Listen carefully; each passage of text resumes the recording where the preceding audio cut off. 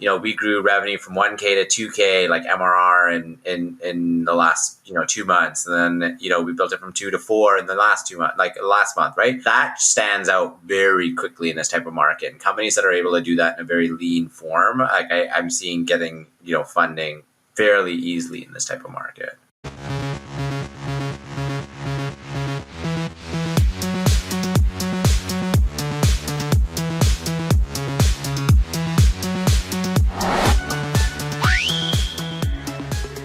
Okay, so great to welcome on the show an old friend of mine of Outlier Ventures, managing partner at Blockchain Founders Fund, Aly Madhavjy.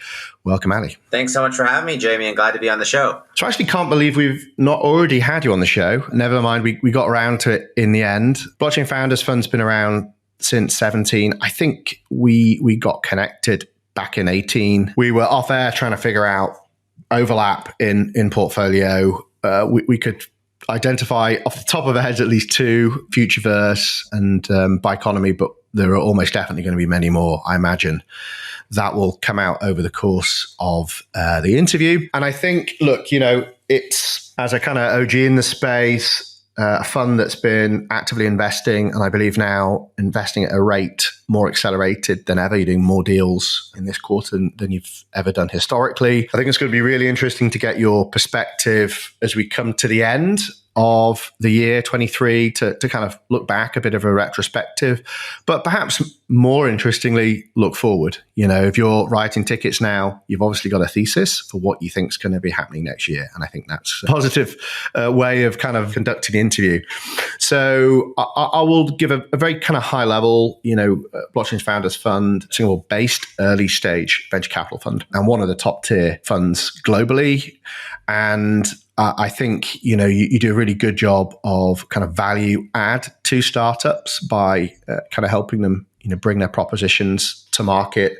And as I understand it, have historically been investing across Metaverse, GameFi, DeFi, and NFTs. I'm sure you'll do a much better job of kind of explaining the thesis in more depth. But perhaps before we go into that, who is Aly?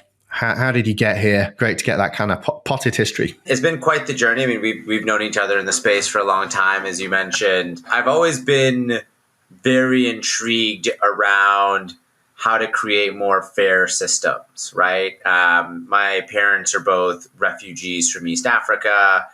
I think that a lot of people get dealt, situations and sort of have to navigate around that. And, they were fortunate, obviously, through an unfortunate situation to be refugees and come to Canada. But, being able to create a system where there's a much more level playing field, a lot more transparency, I think that is sort of the silver lining in terms of how do you make the world a better place, right? And, from the start of going down the rabbit hole on Bitcoin and having a more fair, monetary angle, to now being able to do it in so many other ways, say leveling the playing field across, all sorts of different digital assets, being able to do it across, just ownership in a digital world, being able to solve potentially major problems around banking and, how do you help bank, 1 billion unbanked or underbanked around the world? Like there's so much potential here, right? And so, after getting involved originally in Bitcoin fairly early, I thought I was way late to move into the space. So in 2016, thought I was way late, decided to start an exchange at the time. And it was a completely different market, right? Like Binance didn't exist. I mean, altcoin trading wasn't really a big thing. And when you started trying to do that stuff, even in 17, you are having just all sorts of challenges. I remember the amount of failed trade execution that you'd have on things like Kraken at the time was just like disastrous in terms of experience. The world has changed a lot. I mean, crypto and sort of the entire digital asset space has changed tremendously. But prior to all of that, used to be at PwC, first in assurance and then doing corporate turnarounds. Used to write a lot in my free time, published 3 books in the education space, 2 of them made #1 on Amazon in the ed space, and then worked at PayPal as well.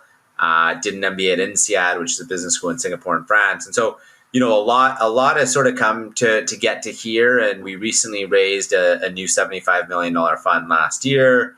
and just excited to be, being able to drive value into some of the best and brightest startups over the last, about 7 years in the space. And so maybe just tell us a little bit about some of the learnings. If you kind of look back across those cycles, we're now entering a new cycle.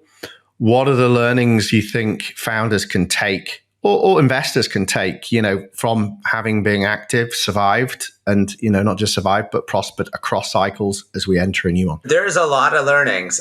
We work with our founders around this all the time. And one that I'm seeing a lot, so in this time frame, so one of the things that we care a lot about is, how do you measure progress over time? I think in a nutshell, that formula for investors tells you a lot about a startup, right? And so how do you measure, how fast something's moving and is essentially in as little time as possible? That I think is very critical, right? And it doesn't always mean that a product's fully launched, but what can you measure? How can you sort of understand? I think one thing I'm seeing a lot from startups in this market is, it's pretty tight for a lot of startups, being able to show and put forward your best foot is important. But a lot of startups keep telling me like, oh, maybe I'll raise when the market's better. And at the end of the day, like what I see in this market is this is one of the best times to raise. Like sure, valuations, I think have corrected a lot from what we saw, last year or the year before and sort of like hype cycles. But right now, investors are all looking for really good companies. They're spending more and more time with great companies. I think even from a lot of our startups, what they're telling us is they're getting a lot of calls. They're able to get on these conversations and they're able to close investors fairly quickly. You've seen due diligence processes, lengthen a little bit from investors over the last, 6 months or so. But I think you're seeing a lot of investment recovery. I would say actually 6 months ago to a year ago was a lot harder to raise than it is now. And we always tell our startups, like, you can't time the market, right? Like you'll win some, you'll lose some. But like at the end of the day, like your goal is to like keep building what you're building and get to your vision and, try to align the right people around that mission. But you can't choose, hey, it's a bull market or it's not, right? Like if you raise in this type of environment and you can get to the next stage, you'll probably maybe raise at a, more market premium if the market reflects that at that point. And so that's, I think, an important thing right now that we're seeing a lot of founders worry about. And in our opinion, it's not something to worry about. It's just more around how do you get what you need and go build what you can and show the world and showcase what you're doing and drive value, and the market will recognize it. Yeah, and it's been interesting.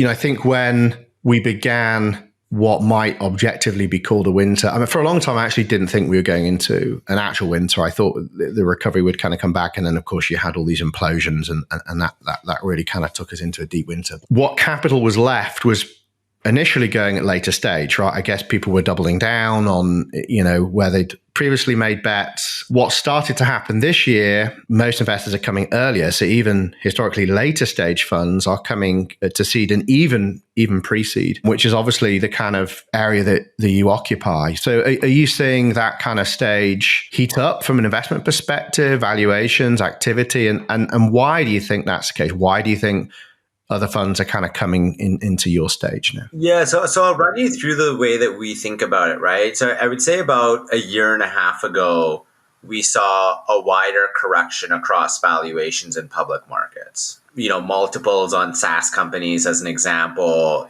go from, 25x forward revenues down to like 5x forward revenues. They're somewhere in between sort of 5 and 10 at this point. But so you saw that sort of big correction, and what that meant was, and that was all across, not just SaaS, but across sort of the entire sort of public market startup landscape, and then what that translated into was your Series A, B, C funds onwards essentially were like, hey, we can't stop deploying, even though our liquidity from a public markets has sort of gone, valuations have come down, a lot of our companies may be overvalued.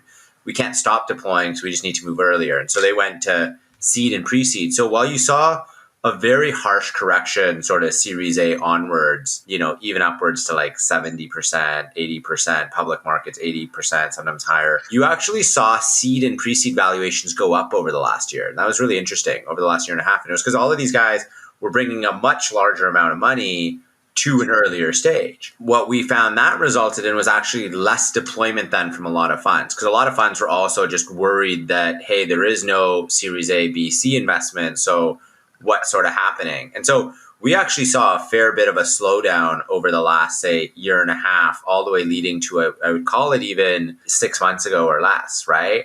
And what we then saw, I would even say over the last 60 to 90 days, is a pretty large correction now in pre-seed and seed valuations as, you know, a lot of investors have been on the sidelines, a lot of capital has been on the sidelines. People were a lot more worried about the economy. You're still seeing, you know, some valuations start to creep back up though. You're seeing some public markets starting a little bit. It's not fully there yet, but you're starting to see, I think, light at the end of the tunnel in some ways. Could you quantify that for us? Like what kind of dollar valuations or what kind of percentage uplift are you seeing last kind of quarter on quarter? So I would actually say in some ways valuations are going down a little bit still on the pre-seed and seed, but what we're seeing is a lot more activity. So the thing is things are getting funded. So a lot more is happening now. It's a little all over the place. I mean, we look at typically 400 to 600 companies a month. You know, we're seeing companies with product market fit and pretty strong revenues, you know, let's call it even like 100K a month, 200K a month that might,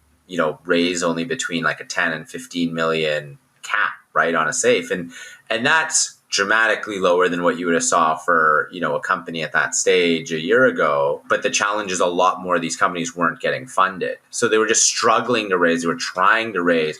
They weren't correcting valuations. Investors weren't willing to come in, and that wasn't really fully the sticking point, just because more investors were more hesitant at deploying. And we're seeing that pick up a lot now, which I think is better for everyone, right? Like what I think everyone wants to see is, you know, companies building great stuff, getting funded and continue to make progress, you know, building out what they're doing and then being able to go raise more to achieve those visions. And so we're seeing a lot more, let's call it like oil just going through the cogs, right? And like things are happening, people are raising, right? A lot of the announcements even that we saw of raises over the last year, oftentimes you talk to the company like, oh, that was like a year and a half ago, right? And we're just making the press release now. And you saw a lot of that. We really like now that things are starting to move. I think the price of Bitcoin and ETH has helped, right? So a lot of the positive momentum from that is uplifting the market, but I don't think that's fully reflected yet. I think people are still hesitant. A lot of people think it might be a bear trap, you know, whatever that case is, but I don't think that's fully reflected yet in, say, like the venture space. So that's sort of how we see it. I'm curious on how you see it, because I mean, you look at a ton of companies as well. Yeah, well, I mean, but I think you made a really interesting point, which is you need more than one stage for venture capital to rebound, right? Because I think 275 startups now, call it, in the portfolio across several years, you know, so there's different stages. Within that, there's a subset of portfolio companies that have raised, that are growing steadily, but that have not been able to raise growth capital. They're like, look, you know, VCs say they want better growth, but we need more money to grow. Like the limitation literally is growth capital. And so, you know, it's a really good observation of yours to say, you know, people are going earlier, but even there's hesitancy because, okay, you give money to a team to kind of get going, get that, kickstart that initial growth. But if they can't unlock, you know, the kind of growth capital that they need, then they're going to kind of plateau a bit. And so you need that whole supply chain in a way to kind of recover. And I think we're some way from that. So the capital seems to be the limiting factor on growth of the sector because we're now abstracting away a lot of the UX problems, right? So previously it was UX that was the limiting factor on growth. And now actually I think it's increasingly capital. Of course, UX isn't totally solved, but we're starting to see that become less of an issue kind of at the application layer, a maturing of kind of the middleware and account abstraction stuff. So we're definitely seeing the shoots of spring, but teams kind of get stuck between stages, and that's just because the overall system, the kind of capital system, isn't functioning. For sure. What I do like about this market in particular is I think like great founders get recognized really quickly, right? Like if you're able to go grow 20% month on month, 15%, 30%, and you can just show like, hey, we're building, like, sure, we're small, but you know, we grew revenue from 1K to 2K, like MRR in the last, you know, 2 months. And then, you know, we built it from 2 to 4 in the last 2 months, like last month, right? Like that stands out very quickly in this type of market. And companies that are able to do that in a very lean form, like I'm seeing getting, you know, funding fairly easily in this type of market. Yeah, and again, I think that the word lean is a good framing, because I think it's capital efficiency as well, right? It's not just the capability to execute growth, but showing that you can do that in a relatively capital efficient way. As we both know, like, you know, the minute that the markets go off, all that discipline gets lost, both from the founder side, from the investor side. And we go through this whole process again, and I don't know how you feel, but we certainly feel this time is going to be order of magnitude bigger than previously. I guess the hope is that it's going to be less about kind of infrastructure and tooling, and it's going to be more about kind of execution at the application layer. But, you know, let's see. But what's your thesis? So looking forward, you're saying you're doing more deals now than ever. Typically, how many tickets are you writing a month? What's the kind of thesis that's guiding that?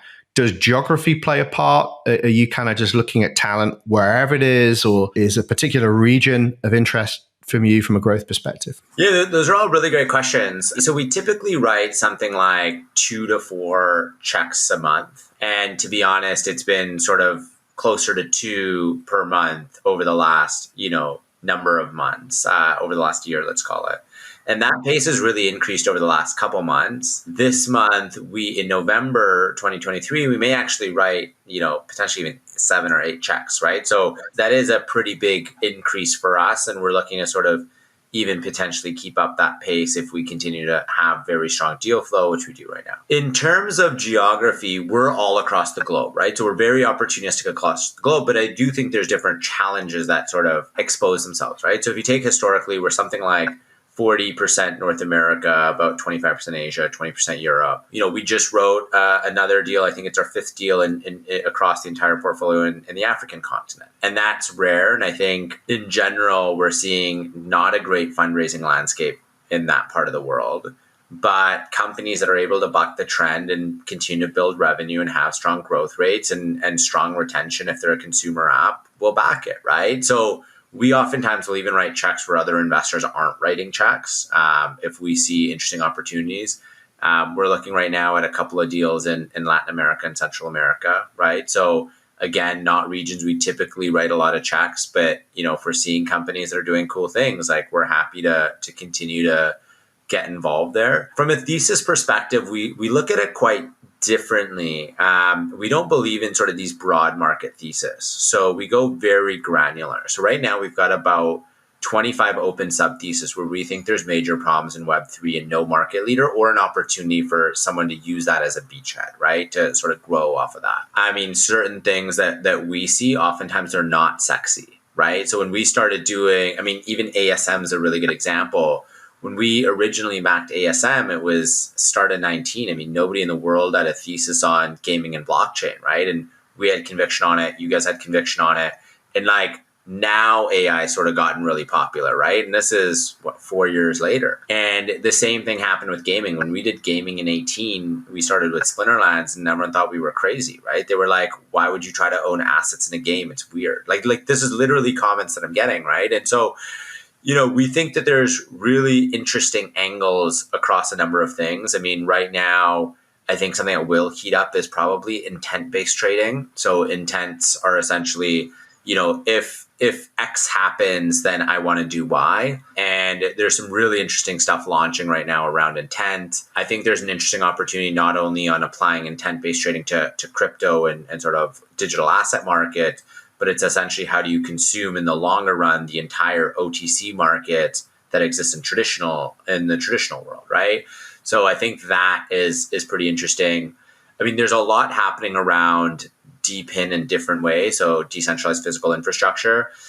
It's interesting, but very difficult to scale, right? So depending on what the solution is, how do you actually get an effective critical mass in different parts of the world as you're scaling it? And I think that's challenging, but if it's something that's more digital, let's say, how do you share more effectively, like GPU compute more effectively, maybe easier to scale than something like hotspot in a city or country when you're trying to do it globally on launch, which is typically how a lot of these guys are trying to do it. We still like gaming. I think a lot of people find gaming challenging. It has really not been sexy over the last year, but we think there's major problems in gaming, right? So I think the single biggest problem we see in Web3 gaming is as soon as any asset gets a little bit popular, any game gets a little bit popular, the asset prices are skyrocketing. And so it becomes its own barrier to entry to its own product, which is like highly detrimental. And on this, we think the solution, we've been brainstorming, like essentially rev share based smart contracts. So,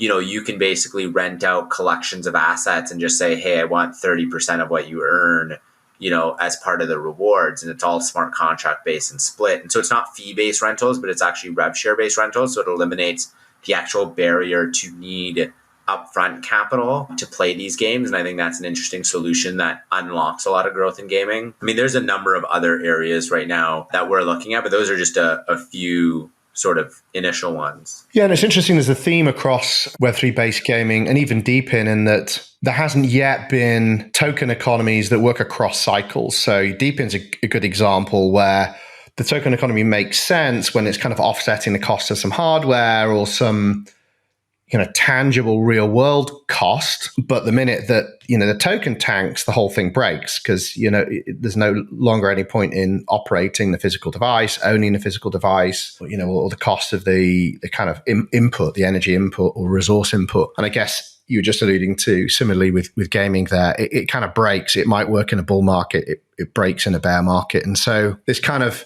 next iteration of next gen almost of token economies that can somehow learn from previous cycles, potentially have evergreen design. So I'm really excited for these kind of new experiments that'll get played out. The challenge is there's so much of an incentive to ignore that reality, right? If you think, well, it's going to be a bull market for 2-3 years and the founding team are able to kind of realize some of that value ahead of a correction, then it kind of creates these perverse incentives. Like if we go a little bit more nuanced on it, right? Like to me, I'm not as worried about the boom and bust cycles as much from like a price perspective. I think that's naturally going to happen as people speculate on these things, et cetera, right? I think to me, it's about like the user bases, the usage numbers, like what are you seeing on key metrics on the actual product? And if you can keep growing that, right? So take gaming, for example. If you're going to naturally in bull markets get a lot of bots, right? But like eliminate all of that and say like, what's your core user base and like, what's your core things that you're tracking? Say like rentals or like games played, battles played, stuff like this that are real. And then like try to measure those types of things in sort of as markets correct. And ideally those things are still growing or strong versus like price may change. I mean, people lose sight. I mean, even in traditional markets of great companies with great products and they undervalue them at certain points in time. And I think you're going to continue to have that aspect, but I think it's how do you keep growing these key metrics, especially with like Deepin, like how do you keep expanding the solution, even if the price is a bit more volatile, right? And it might impact growth rates, but I think it's then how do you keep retaining people? How do you ensure people are using it, et cetera? You're investing at the same stage as, pre-seed, seed. Often there's a lot still left to think through. You might have a project that is very Web3 oriented. The token is the kind of fundamental economic unit of value. It's where value accrues. Or you might have a equity-based commercial business that may or may not have a token. Firstly, where are you investing? Are you looking for exposure in both? You want some, it's a SAFT and a SAFE, so you're getting exposure, or it's a SAFE that might convert to a token at a future date. How important is it for you to understand the underlying tokenomics? How developed do they have to be for you to be able to invest? Because, without it, it's difficult to do fundamental analysis, right? It's difficult to know where value is going to accrue and even kind of project any kind of value accrual and growth. That's, I think, been like the holy grail question, I think, for a number of years, right? And we've made our set of mistakes on this as well, going back to 2017, where, we made the right bet, but maybe on the wrong instrument. I think many of us that have been in the space for a while have had that mistake, right? That we've learned from. And so we always look to be on both if there is both. Now, I think when you've got, proper DAOs, which in a lot of cases don't fully exist. There's some good examples, right? But I think that is still like an immature sort of structure that's developing. When you have proper DAOs and governance, like pure token deals make sense. When you don't have that, And you still have equity companies in these structures, which oftentimes when people tell you there's DAOs and you ask about where the equity structure is, there's usually one which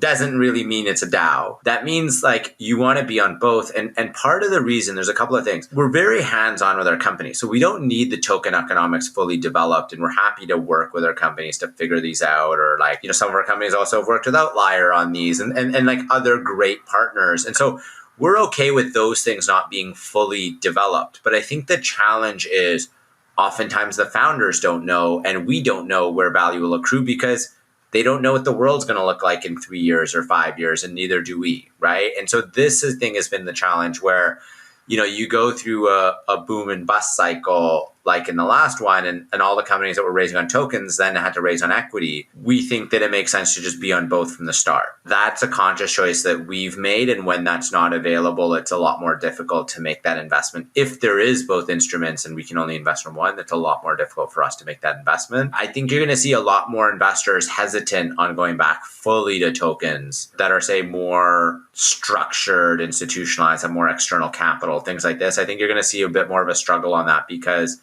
like there's just too many people, I think, that have continuously gotten burned where companies have raised on token and then on equity and sort of were on the wrong instrument. Right now you're obviously seeing like the safe and token warrant sort of together.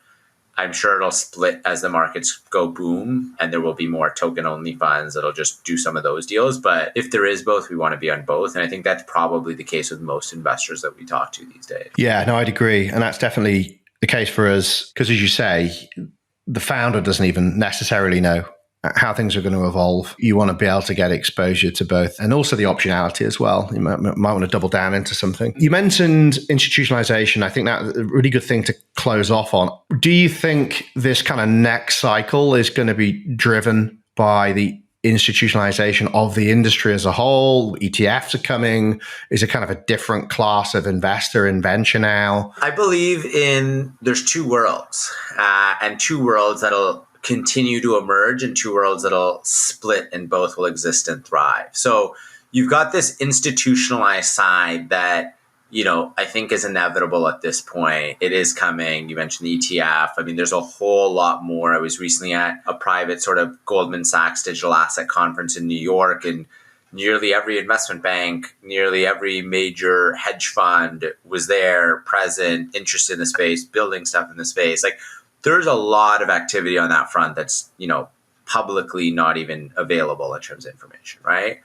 So I do think that side's going to thrive and grow. But then there's an entire, let's call it degen side, which is going to be, creating great products and innovation and pushing the boundaries on things that don't exist in the traditional world that are going to be fundamental to this space, that are going to continue to thrive and grow. And of course, when you're pushing those boundaries, there's always going to be challenges and pushbacks from regulatory organizations, et cetera, right? Just to try to understand the innovation, understand what's going on.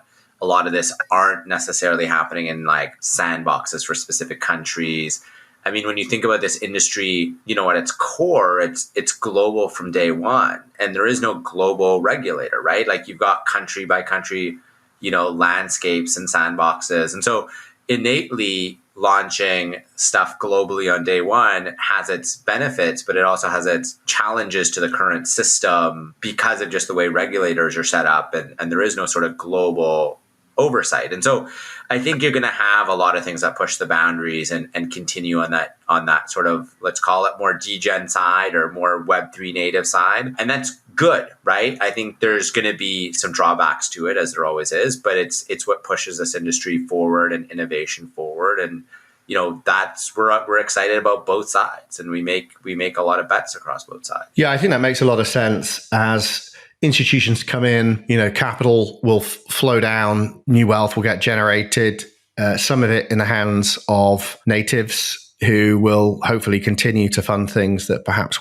wouldn't otherwise get funded in an institutional context. The great thing about you guys is you can straddle both of those, right? You make investments that can appeal to kind of both of those different stakeholder groups. Well, look, Aly, it's been great having you on. Great to have you in the space. Great to hear that you're kind of upping that deployment now. That's exactly what we want to hear and accelerate it. It requires kind of the commitment of folks like you who've continued to invest throughout the winter. So, thanks for your kind of support and contribution to the space over these years. Likewise. And it's been great working together, and we got to do a lot more deals together. Let's do it. Let's get those syndicated.